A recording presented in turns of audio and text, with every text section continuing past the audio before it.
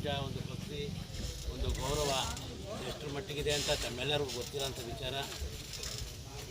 ಯಾರು ಇಲ್ದಿರೋ ಸಮಯದಲ್ಲೂ ನಾನು ಗಂಟೆಗಟ್ಟಲೆ ಇಲ್ಲಿ ಕಾಯ್ದು ಸುಮ್ಮನೆ ಕೂತು ಹೋಗ್ತೀನಿ. ಇದಾದರೆ ನಿಮ್ಗೆ 10 ವರ್ಷದಲ್ಲಿ ಎಷ್ಟೋ ಸಲ ವೇದಿಕೆ ಮುಖಾಂತರನೇ ಹೇಳಿದ್ದೀನಿ. ಇತ್ತೀಚೆಗೆ ಬೂದಿ ಸ್ವಾಮೀಜಿಗಳ ಆಯ್ಕೆಯಾದಂಥ ಸ್ಥಳನ ಕೂಡ ಕೆಲವು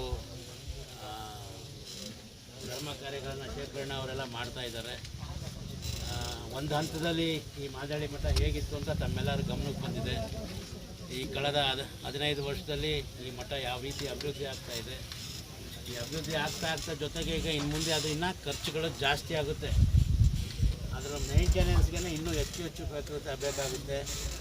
ಅದಕ್ಕೋಸ್ಕರ ಇನ್ನು ಭಕ್ತಾದಿಗಳು ಅದನ್ನು ಉಳಿಸ್ಕೊಳ್ಳೋಕ್ಕೆ ಬೆಳೆಸ್ಕೊಳ್ಳೋಕ್ಕೆ ಭಾಳನೇ ತ್ಯಾಗ ಮನೋಭಾವ ಇಟ್ಕೊಂಡ್ರೆ ಮಾತ್ರ ಇದೆಲ್ಲ ಮಾಡ್ತಾ ಇರೋದು ಸಾರ್ಥಕತೆ ಆಗುತ್ತೆ ಅಂತ ನಾವಿವತ್ತು ನಮ್ಮ ತಾಯಿಯ ಹೆಸರಲ್ಲಿ ಏನೊಂದು ಮಹಾದ್ವಾರನ ಮಾಡ್ತಾಯಿದ್ದೀವಿ. ಮತ್ತೆ ಅದನ್ನ ಮೇಂಟೈನ್ ಮಾಡ್ಕೊಂಡು ಹೋಗೋದು ಅದು ಸುಲಭದ ಕೆಲಸ ಅಲ್ಲ. ಅದಕ್ಕೆಲ್ಲರೂ ಕೂಡ ತಾಲೂಕಿನ ಪ್ರತಿಯೊಬ್ಬ ಪ್ರಜೆಯೂ ಕೂಡ ಈ ಮಠದ ಭಕ್ತಾದಿಗಳೆಲ್ಲರೂ ಕೂಡ ಆ ಒಂದು ತ್ಯಾಗ ಮನೋಭಾವನೆ ಇಟ್ಕೊಂಡು ಈ ಮಠನ ಉಳಿಸಿ ಬೆಳೆಸೋಂಥ ಕೆಲಸ ಆಗಬೇಕು ಅಂತ ಆ ಭಗವಂತ ಮಾಡಿಸ್ಕೊತಾನೆ. ನಿಮ್ಮಲ್ಲಿ ಆ ದೊಡ್ಡ ಹೃದಯ ಉಕ್ಕಿ ಬರಬೇಕು. ಈಗಾಗಲೇ